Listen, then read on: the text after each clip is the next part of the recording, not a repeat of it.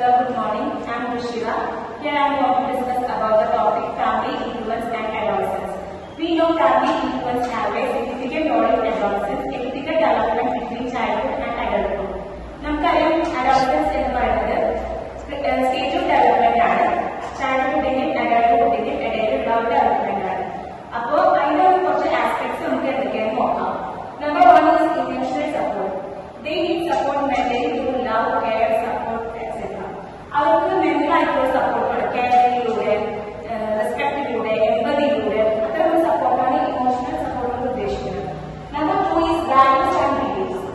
Values and beliefs within a family have a profound influence on shaping the behavior and certain beliefs. ഓരോ ഫാമിലിക്കും അവരുടേതായ വാല്യൂസും ബിലീഫ്സും ഉണ്ട്. അത്തരം വാല്യൂസും ബിലീഫ്സും ആണ് ഒരു ഫാമിലിനെ മൊത്തത്തിൽ ഷേപ്പ് ചെയ്യുന്നത്. Then the third one is parent-child relationship. There should be a strong social connection between a parent and a child. ഒരു പാരന്റിന്റെയും കുട്ടിയുടെയും ഇടയിൽ ഒരു സോഷ്യൽ ആയിട്ടുള്ള ഒരു കണക്ഷൻ വേണം. അവർക്ക് പാരന്റിനോട് എന്തും തുറന്നു പറയാനുള്ള ഒരു ബോണ്ട് അവിടെ ക്രിയേറ്റ് ചെയ്യണം. Then the fourth one is communication. Effective communication such as open dialogue and active listening plays an important role. Communication കൊണ്ട് ഓപ്പൺ ഡയലോഗ് നമ്മൾ ഓപ്പൺ ആയിട്ട് എന്ത് പാരന്റിനോട് പറയണം. ആക്റ്റീവ് ലിസണിങ് എന്തും ഒരു ആക്റ്റീവായിട്ട് ലിസൺ ചെയ്യണം. അവർ പറയുന്നത് എന്ത് നമ്മൾ ചെയ്തുകൊള്ളണം. അതാണ് ഒരു കമ്മ്യൂണിക്കേഷൻ പോകുന്നതുകൊണ്ട് അവർ ഉദ്ദേശിക്കുന്നത്. Then next one is parenting style. Parenting style has a profound influence on shaping the dynamics. ഓരോ പാരന്റിനും ഓരോ സ്റ്റൈൽ ഉണ്ടാവും. ആ ഒരു സ്റ്റൈലാണ് കുട്ടിയുടെ ഡെവലപ്മെന്റിനെ സഹായിക്കുന്നത്. Then sixth one is sibling relationship. They can support a family with caring and support. അവർക്ക് സിബ്ലിംഗ്സിനാണ് ഒരു ഫാമിലിനെ, അതായത് അഡോളസെന്റ് കുട്ടികളെ സപ്പോർട്ട് ചെയ്യാൻ പറ്റും. ഇപ്പൊ അവരുടെ ഫാമിലിനോട് പറയാൻ പറ്റാത്ത പല കാര്യങ്ങളും അവരുടെ സിബ്ലിംഗ്സിനോടായിരിക്കും പറയുക. അതാണ് സിബ്ലിംഗ് റിലേഷൻഷിപ്പ് കൊണ്ട് ഉദ്ദേശിക്കുന്നത്. Then next one is family structure. ഓരോ ഫാമിലിക്കും ഓരോ സ്ട്രക്ചർ ഉണ്ട്. ആ ഒരു സ്ട്രക്ചറിനെ മെയിൻറ്റെയിൻ ചെയ്യാൻ ആ കുട്ടിക്ക് കഴിക്കണം. Then the eighth one is cultural background. Cultural background within a family have a profound influence on certain values, traditions. ഇപ്പൊ ഞാൻ പറഞ്ഞു ഓരോ ഫാമിലിക്കും ഓരോ ട്രഡീഷൻസും ബിലീഫ്സും ഒക്കെ ഉണ്ട്. അത്തരം ഓരോ ബാക്ക്ഗ്രൗണ്ട് അതാണ് കൾച്ചറൽ ബാക്ക്ഗ്രൗണ്ട് കൊണ്ട് ഉദ്ദേശിക്കുന്നത്. Then the last one is support network. It may be a group of people or an individual. ഒരു സപ്പോർട്ടിംഗ് നെറ്റ്വർക്ക് അത് ചിലപ്പോൾ ഒരു വ്യക്തിയാവാം അല്ലെങ്കിൽ ഒരു ഗ്രൂപ്പ് ഓഫ് പീപ്പിൾ ആവാം. അവരെ ഇൻഫ്ലുവൻസ് ചെയ്യാൻ പറ്റുന്ന ഒരു സപ്പോർട്ടിംഗ് നെറ്റ്വർക്ക്. ഇപ്പൊ ഫാമിലിയുടെ കേസിലാണെങ്കിൽ റിലേറ്റീവ്സ്, ഇപ്പൊ ഓഫീസിലൊക്കെ പോകുന്ന ആളാണെങ്കിൽ കൊളീഗ്സ്, ഇപ്പൊ സ്കൂളിലത്തെ കുട്ടികളൊക്കെ ആണെങ്കിൽ അവരുടെ ഫ്രണ്ട്സ്. അതാണ് ഒരു സപ്പോർട്ടിംഗ് നെറ്റ്വർക്ക് കൊണ്ട് ഉദ്ദേശിക്കുന്നത്. ഹലോ, ഞാൻ നയന. നമ്മൾ അടുത്ത ടോപ്പിക് എടുക്കാൻ പോകുന്നത് പാരന്റിംഗ് സ്റ്റൈലാണ്.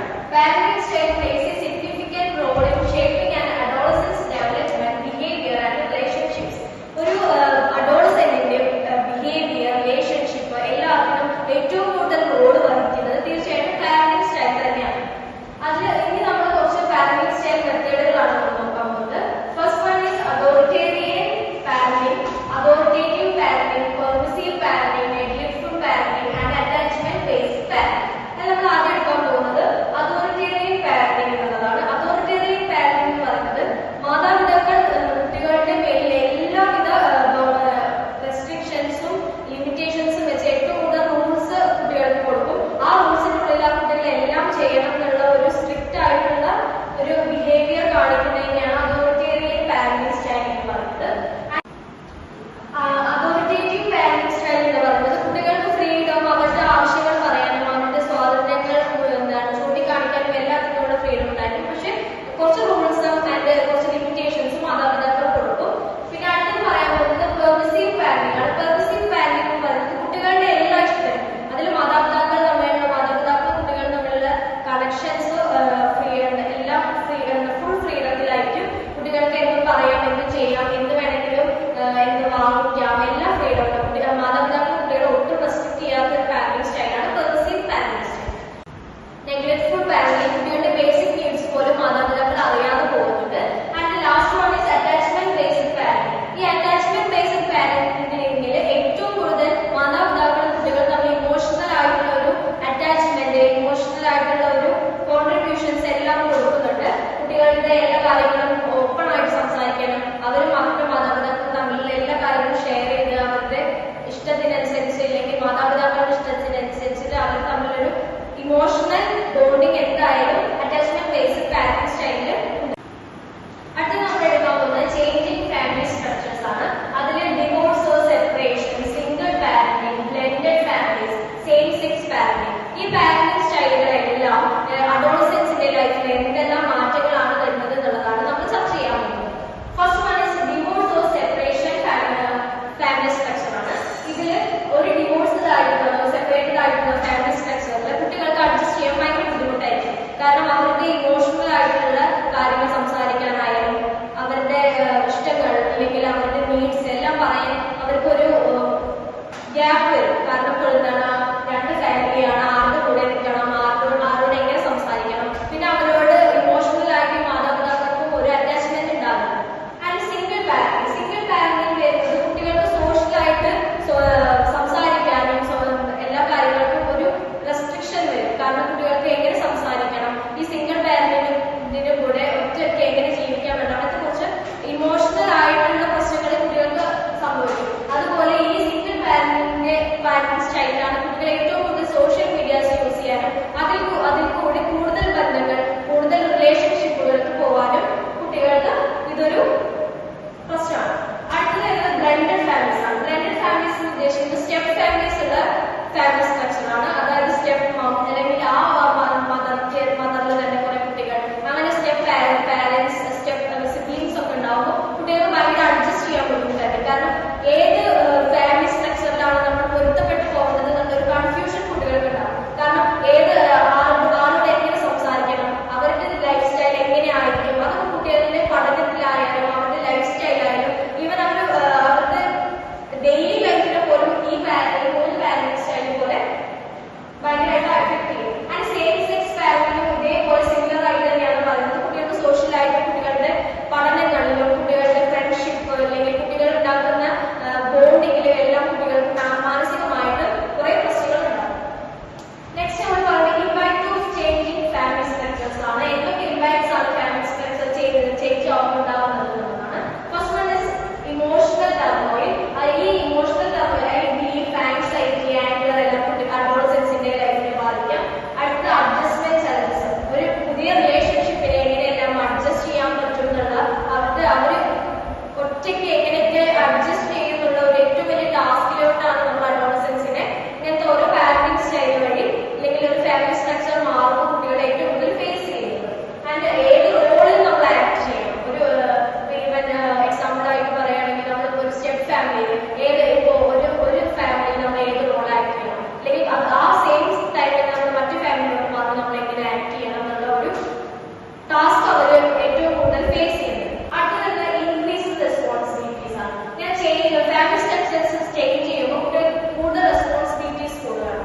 എങ്ങനെ പഠിക്കണം, അല്ലെങ്കിൽ എന്ത് ചെയ്യണം, എങ്ങനെയൊക്കെ സംസാരിക്കണം എന്നുള്ള കൂടുതൽ ഓരോരുത്തരും ഓരോ സമയത്ത് ഓരോ പോലെയാണ് കുട്ടികൾക്ക് ടീച്ച് ചെയ്ത് കൊടുക്കുന്നത്. ഇങ്ങനെ സംസാരിക്കണം, ഇങ്ങനെ സംസാരിക്കണം, അവരോട് ഇങ്ങനെ ബിഹേവ് ചെയ്യണം, നീ അത് ചെയ്യണം, നീ ഇത് ചെയ്യണം എന്നുള്ള റെസ്പോൺസിബിലിറ്റി അത് അവർക്ക് അഡ്ജസ്റ്റ് ചെയ്യാൻ പറ്റുന്നില്ല.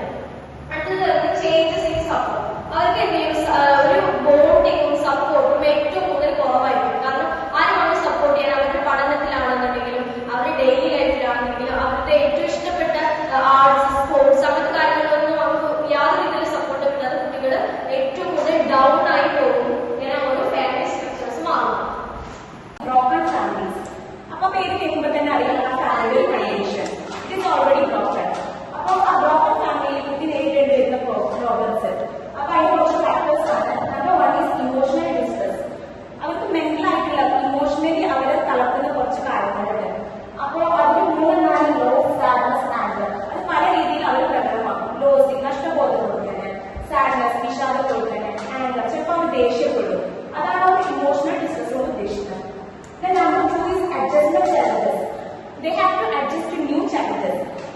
Adjust ചെയ്യാൻ പറ്റണം അവർക്ക്. ന്യൂ ലിവിംഗ് അറേഞ്ച്മെന്റ്സ്, പുതിയ ജീവിതശൈലിക്ക് അവർക്ക് അഡ്ജസ്റ്റ് ചെയ്യാൻ പറ്റണം.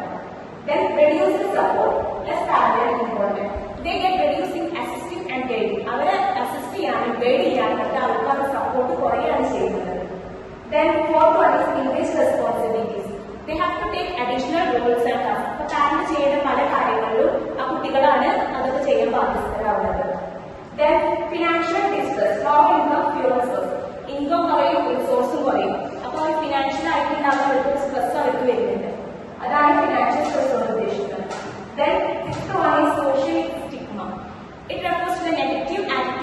Towards each other. സമൂഹത്തിൽ അവർക്ക് നേരിടേണ്ടി വരുന്ന നെഗറ്റീവ് ആയിട്ടുള്ള ആറ്റിറ്റ്യൂഡ്, തോട്ട്സ്, ബിലീഫ്സ് അതൊക്കെ. ദെൻ റിസ്ക് ബിഹേവിയേഴ്സ്, അവർക്ക് കുറച്ച് substance abuse and delinquency. Substance abuse refers to the excessive usage of drug and alcohol. ഡ്രഗിന്റെയും ആൽക്കഹോളിന്റെയും ഉപയോഗം അവരിൽ കൂടും. ദെൻ ഡെലിക്വൻസി എന്ന് പറഞ്ഞാൽ കുറ്റകൃത്യം, അത് ആന്റി സോഷ്യൽ മൈൻഡഡ് ആവുകയാണ് അവർ ചെയ്യുന്നത്.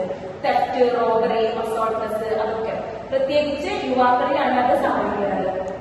ദെൻ റിസൈലൻസ് ആൻഡ് അഡാപ്റ്റേഷൻസ്, പുതിയ സിറ്റുവേഷൻസുമായിട്ട് അവർക്ക് അഡ്ജസ്റ്റ് ചെയ്യാൻ പറ്റണം, കോപ്പ് ചെയ്യാൻ പറ്റണം. സപ്പോർട്ട് സിസ്റ്റംസ്, അവർക്ക് അവരുടെ ഒരു സപ്പോർട്ട് സിസ്റ്റം, നേരത്തെ പറഞ്ഞ സപ്പോർട്ട് സിസ്റ്റം എന്ന് പറഞ്ഞാൽ അതൊരു വ്യക്തിയാവും അല്ലെങ്കിൽ ഒരു ഗ്രൂപ്പ് ഓഫ് പീപ്പിൾ ആവാം. അപ്പൊ അതാണ് റിസൈലൻസ് ആൻഡ് അഡാപ്റ്റേഷൻ കൊണ്ട് ഉദ്ദേശിക്കുന്നത്. Then the last one is importance of support system. ഈ സപ്പോർട്ട് സിസ്റ്റത്തിന്റെ ഇമ്പോർട്ടൻസ്